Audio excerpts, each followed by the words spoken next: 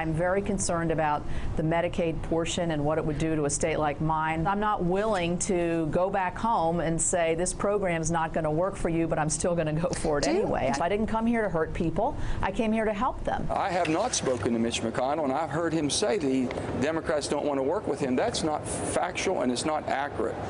I'm one that wants to work with my friends. I've been reaching out. Wouldn't it be great if we had 30 Ds and 30 Rs? Wouldn't it be great? Right now, they only need 25 Ds and 25 Rs. We can make this happen. Both senators from West Virginia speaking with us last hour on Morning Joe, and joining us now from Capitol Hill, Republican Senator Rand Paul of Kentucky. Senator, thank you very much for being with us. Good morning. So, do you think this, there's not a lot of support for this bill. It even appears within the Republican Party in some ways, but do you think it's fixable? Well, let's see. All the Democrats hate it and half the Republicans hate it, so that means about 20–25% of the people like it. No, it's got to get better, and I think, what could be a solution. You remember Henry Clay's compromise of 1850? It couldn't pass. He broke it into 4 pieces, and they passed them individually. I think if we take this bill and split it into 2 pieces, we pass one that is more, looks like repeal, that conservatives like, and then the other one you load up with all kinds of Christmas ornaments and gifts and money, and just pile money on it that the Democrats will vote for and some of the Republicans will vote for, and then I think both end up passing. It may not be completely good for the country, but you at least get the repeal that way. So you repeal, and what do you have in its place if you start with repeal and you wait to do the rest? Well, what you do is the things that the Democrats won't do. You can repeal the taxes. You can repeal some of the regulations. I'd prefer all of them. And you can also do some Medicaid reform. That could be in a repeal bill, and it would be much narrower and much cleaner repeal.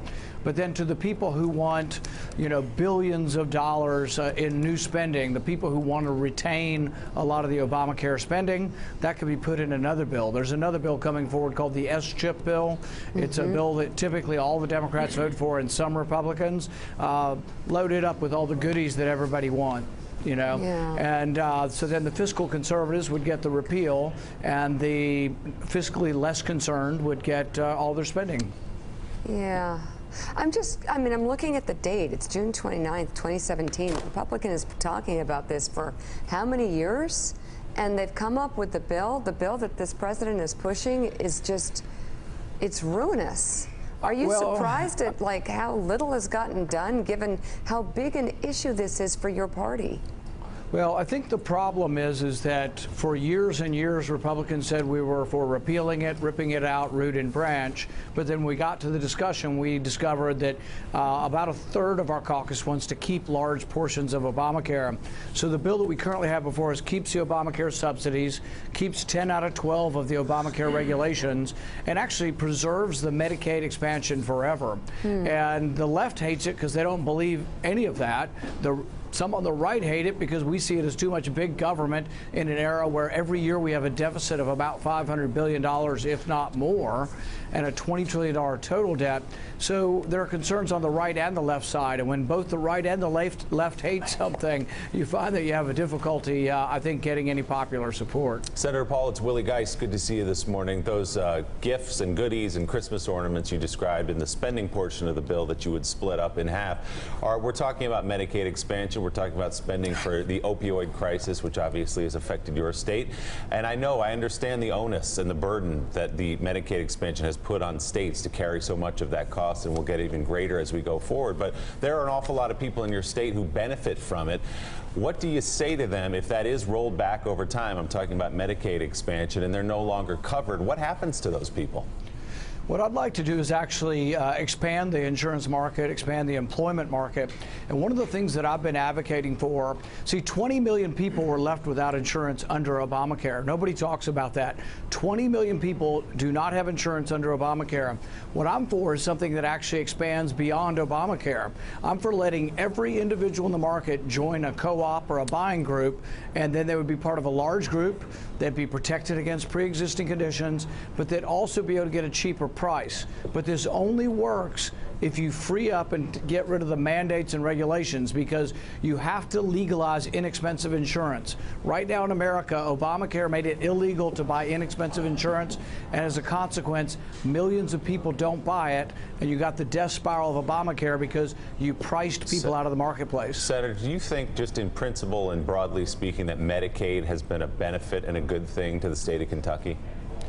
I think what you have to do is you have to decide what you can afford, and you have to be honest about how you pay for it. So, for example, yes, there are people who definitely cannot help themselves that Medicaid helps.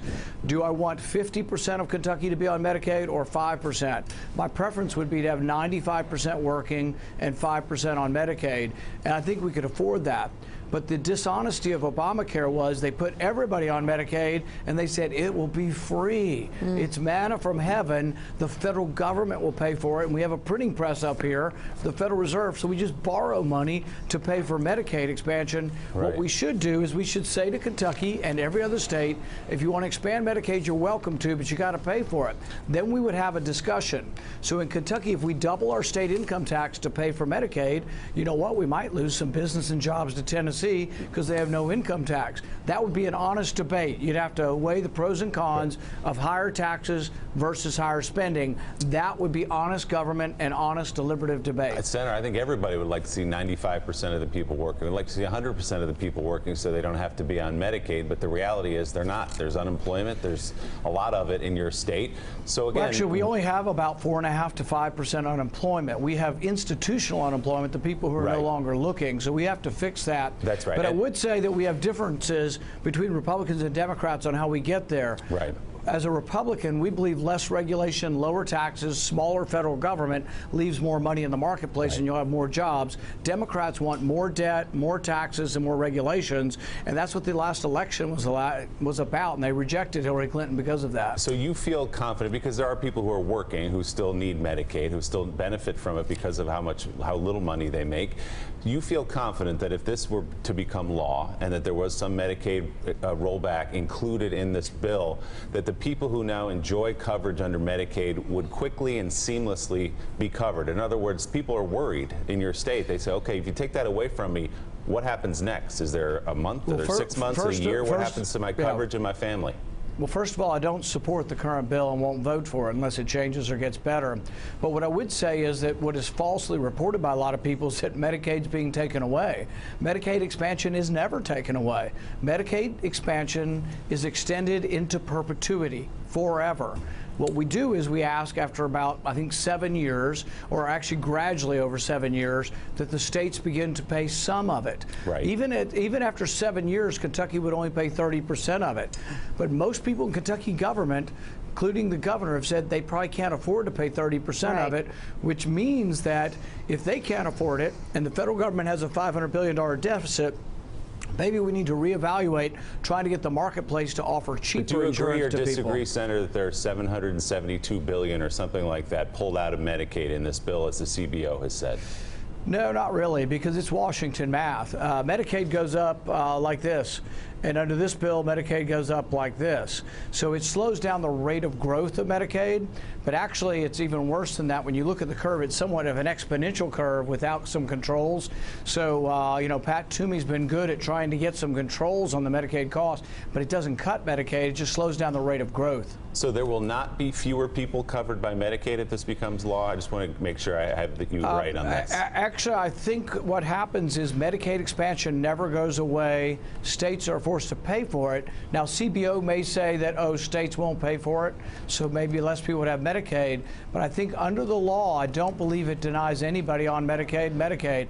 That's why I think the bill's exceedingly generous. And so it's interesting that we live in such a polarized society. The Democrats can't see that at all, and Republicans are still worried that we're keeping, conservative Republicans are worried that we're keeping Obamacare, and Democrats Democrats think it's absolutely draconian. There have been some honest reports. There was one the other day saying that basically this is a synthesis of Obamacare and Republican ideas, and that's truly what it is, and actually keeps a lot of Obamacare, and that's why it's not going to work. I mean, the death spiral of Obamacare will continue, and we're going to dump a bunch of insurance bailout subsidies on it, and I cannot in good conscience vote to give money to an industry that makes $15 billion a year. Yeah. That's crazy to give taxpayer money to the insurance companies. And Mika, just as a matter of fact, though, there is less spending on Medicaid, and it does roll back over time. Yeah, and It's goes to less of an states. increase, but there's never less money in Medicaid, less of an increase in Medicaid each year. So, Senator Rand Paul, thank you very much. Thanks for checking out MSNBC on YouTube, and make sure you subscribe to stay up to date on the day's biggest stories. And you can click on any of the videos around us to watch more from Morning Joe and MSNBC. Thanks so much for watching.